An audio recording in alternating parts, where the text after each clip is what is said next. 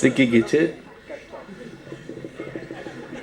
சிக்கிக்கிச்சு சிக்கிக்கிச்சு அது இப்போ cash award கொடுத்துருங்க.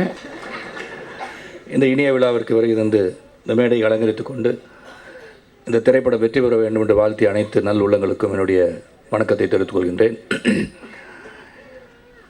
இதில் உண்மையிலே இன்னைக்கு கதாநாயகன் விஜய் பெஞ்சமின் ரொம்ப சிறப்பாக பண்ணுங்க. இந்த கான்ஃபிடென்ஸ் இருக்கணும் என்றைக்குமே.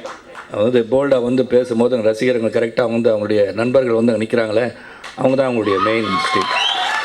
அவங்க இருக்கிறாங்கனாலே நீங்கள் வெற்றி அடைஞ்சிருவீங்க. ஏன்னா நண்பர்கள் எப்பவுமே படை சூழல் இருக்கணும். தேர் தேர் ஃபார் யூ சப்போர்ட்னும் போதே யூ அச்சீவ்ட் அலாட். ஏன்னா அவங்கக்கிட்ட நீங்கள் நன்மதிப்பை பெற்றிருக்கீங்கன்னா உண்மையிலே இந்த திரையுலகம் உங்களை பாராட்டும். யூ கம் டு ஸ்டேன்னு தான் சொல்லணும். இந்த பாடல்கள்லாம் நல்லா இருந்தது கேட்குறதுக்கு. இதில் எனக்கே ஒரே ஒரு வருத்தம், இந்த படத்தில் 5 பாடல் இல்லையா, அதில் ஒரு பாடல் என்ன பாட வச்சுருக்கலாம். அது ஒரு வருத்தம் இருக்கிறது. நானும் நிறைய படத்தில் பாடிட்டுருக்கேன், என்னை யூஸ் பண்ணலன்றது கொஞ்சம் வருத்தம் தான். பரவாயில்ல, என் குரல் ஏஆர் ரஹ்மான் சார் தான் யூஸ் பண்ணுவாங்கன்னு நினைக்கிறேன். அதனால் இந்த பாடல்கள்லாம் உண்மையிலே நல்லா இருந்துச்சு. இதில் ரைட் ஃப்ரம் த கேமராமேன். அந்த ட்ரெயினில் பல படங்கள் நடிச்சிருக்கும். இந்த ட்ரெயினில் கண்டினியூஸாக படம் எடுக்கிறது சார் சொன்ன மாதிரி பாலாஜி சார் சொன்ன மாதிரி இட்ஸ் வெரி டிஃபிகல்ட். ஏன்னா பஸ்ஸில் எடுக்கிறதும் சரி, ட்ரெயினில் எடுக்கிறது மூவிங் இன்னைக்கு நான் மூமெண்ட்டில் இருக்கும்போது அதில் படம் எடுக்கிறதும் அது ஒரு சீன் எடுக்கலாம், இல்லாட்டி ஒரு பாடல் காட்சி எடுக்கலாம். ஆனால் ஒரு படமே அதில் எடுக்கின்றது ஹாலிவுட் மூவிஸ் பார்த்துருக்கோம். ஆனால் சிக்கிக்கிச்சு. ஆமாம், திருப்பி கொடுத்துறேன் சார், முடியல. இது உண்மையிலே ஒரு எஃபர்ட், கிரேட் எஃபர்ட். இது அதாவது தயாரிப்பாளர் சொன்ன மாதிரி, பாலாஜி சார் சொன்ன மாதிரி இந்த ஹெலிகாப்டர்னு சொன்னால் என்னங்க அது ஹெலிகாப்டரில் தான் போகணுமா அப்படின்னு கேட்குற தயாரிப்பாளர் இருப்பாங்க. முழு படமும் ட்ரெயினா அப்படியா, கதை கொஞ்சம் மாற்றலாமே அப்படின்னு சொல்லியிருப்பாங்க. ஆனால் எந்த ஒரு சரணம் இல்லாமல் ஒரு ஃபுல் லென்த் மூவியை ட்ரெயினில் எடுத்திருக்காங்க. இதில் விஜய்க்கு என்னுடைய வாழ்த்துக்கள். அதுக்கப்புறம் மிதுன் நல்லா நடிச்சிருக்காரு. அப்போ பார்க்கும்போதே தெரியுது. முதல்ல உட்காந்தோன்னே இந்த பெண்ணை பார்த்தோன்னே என்னன்னா நிறையா படம் வருது, நானும் பார்க்குறேன், இந்த காதல் அவ்வளோ சீக்கிரம் வந்துடுது அப்படின்னு சொல்லி பார்க்கும்போது தான் நான் கல்லூரியில் படிக்கும் போது கூட இப்படி காதல்லாம் எனக்கு வரலையே, இந்த மாதிரி படம் பார்த்துருந்தா வந்திருக்குமான்ற உனக்கு ஆசை வருது இப்போ தான். ஆனால் இப்போயும் ஆசை வரலாம். ஏன்னா அவர் என் அங்கிள் கூப்பிட்டேன்லாம் எனக்கு என்ன வயசு, எனக்கு 26 தான். Just because he calls me uncle, I am not volt. என்னை பொறுத்த வரைக்கும் 26 வயசு தான். காதலுக்கு வயசு இல்லைன்னு போனதோடு கூட சொன்னேன். காதல் எப்போ வேணால் வரலாம். இப்போ வருமானு சொல்லி பத்திரிக்கை உடனே பேனா எடுத்து எழுத ஆரம்பிச்சிடாதீங்க. திரை உலகத்தின் மீது காதல் கொண்டவன் நான், திரையை காதலிக்கின்றவன் நான். அதனால் உடனே கங்காதரன் எடுத்து எழுத ஆரம்பிச்சோம். அனுப்பமா ரெடி வித் பென், இதெல்லாம் எடுத்துடாதீங்க. நான் ஒரு ஆசியமாக பேசுவதெல்லாம் சீரியஸாக எடுத்துக்காதீங்க. அதில் மித்துன் ரொம்ப அழகாக இருக்காருன்னு சொன்னாங்க. மித்துன் அழகு தான். ஆனால் ஒன்றே இந்த ட்ரெயினில் ஒரே ஒரு குறையை நான் சொல்லிடணும். ஏன்னா ட்ரெயின் நல்லா வேகமாக போயிட்டுருக்கு. மிதுன் காதலில் நடிக்கிறேன்னு சொல்லிட்டு பரவசம் அடைஞ்சு வெளியே எட்டி பார்த்து தலையில் அடிபட்டால் செத்துருவீங்க. அதனால் வேண்டாம். ஏன்னா உங்களை பார்த்து பார்த்தீங்களா அந்த படத்தில் எடுத்தாங்க சார், அதனால் வெளியே நின்று பையன் தலை அடிப்படி பிடிச்சி வந்துடக்கூடாது. அதனால் இனிமேல் அது அந்த மாதிரி காட்சி வைக்கும்போது அந்த ஃபீல் தான் எனக்கு வருது. ஏன்னா எலக்ட்ரிக் ட்ரெயினில் லயோலா காலேஜ் போகும்போது பல பேர் இந்த வெளியில் எட்டி பார்த்து போயிருக்கோம். யாரை எட்டி பார்த்தோன்னு கேட்டிங்கன்னா அதுக்கும் பேரை எடுத்துடாதீங்க, எட்டி பார்ப்போம். ஸோ அது மாதிரி பல இன்சிடென்ட்ஸ் இருக்குது. அது மட்டும் தான் எட்டி பார்க்குறாருன்ற ஒரு பயம் வருது. அது மாதிரி யாரும் எட்டி பார்க்க வச்சிடக்கூடாது. படம் தான் சொல்லிட்டீங்க, இது காமெடியாக தான் எடுத்துருக்கோம், இதில் ஒரு மெசேஜ் சொல்ல போகலன்னு. ஆனால் எல்லாத்துலேயும் ஒரு மெசேஜ் இருக்கும். காதலிக்கிற ஒரு மெசேஜ் தான் அது. Giving a message to the opposite sex, நான் உன்னை காதலிக்கிறேன் அப்படின்னு.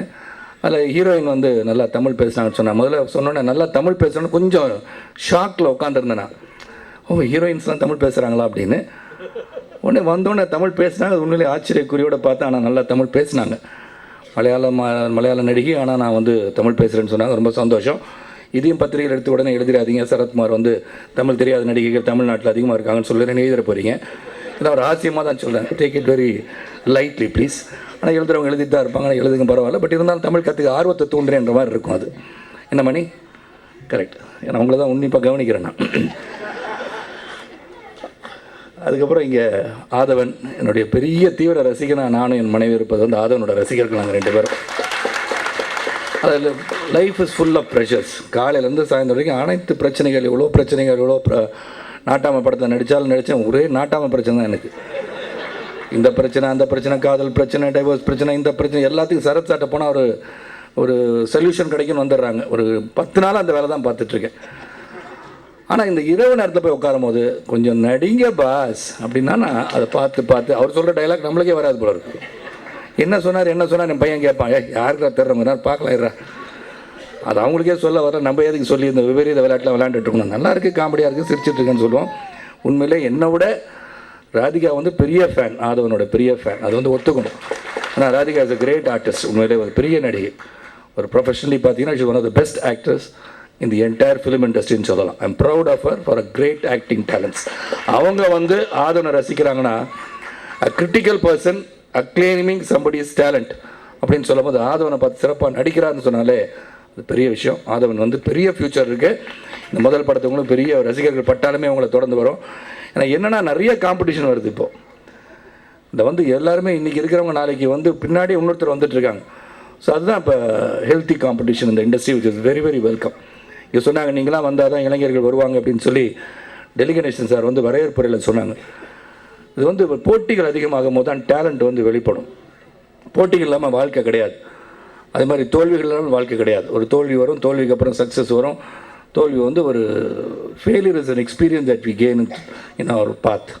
இந்த பயணத்தில் வந்து நம்ம வந்து எல்லாத்தையும் சந்திக்கிறோம். அப்படி இந்த ரயில் பயணத்தில் வந்து பல பேரை சந்திக்கின்ற வாய்ப்பு கிடைக்கும். அதே மாதிரி தான் வாழ்க்கையிலையும் பல பேரை சந்திக்கின்ற வாய்ப்பு கிடைக்கும்.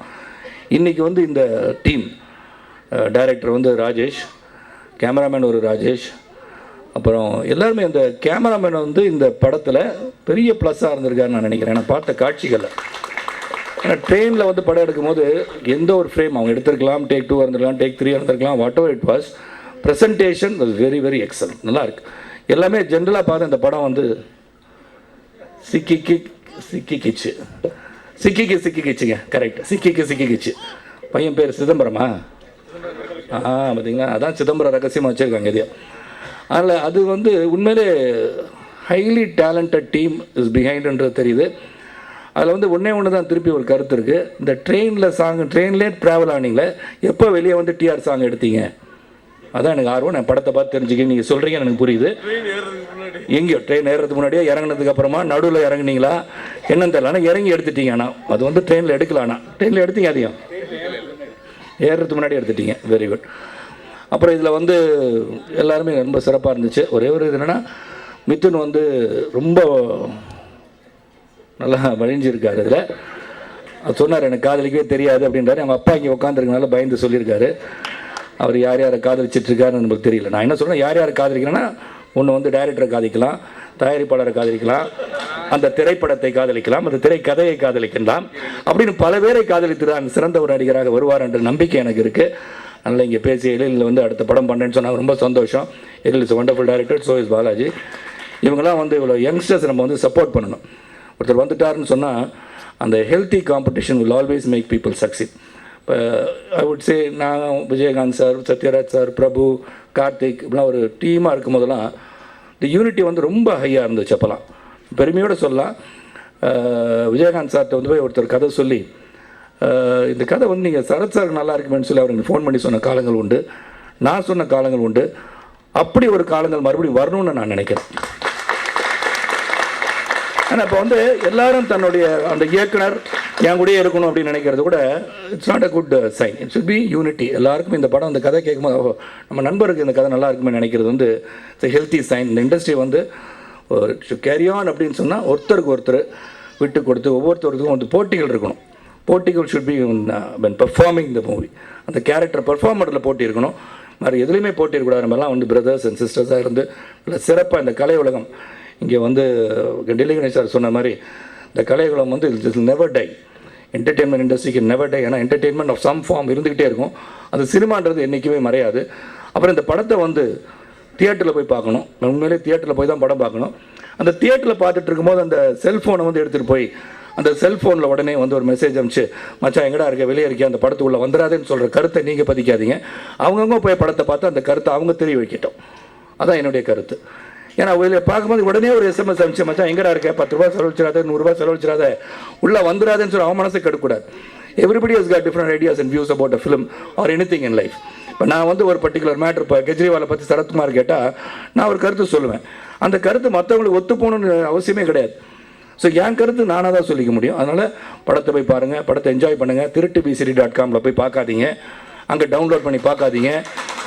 இதுக்கெல்லாம் ஒரு முடிவு காலம் வரும். ஏன்னா கேஆர் வந்து தலைமை ஏற்றி ஒரு தயாரிப்பாளர் சங்கம் நான் காரணம்னு சொல்கிறாரு. அல்ல, கேஆரோட நல்ல உள்ளம் காரணம் தான் அவர் தலைவராக வந்து அங்கே உட்காந்துருக்காரு.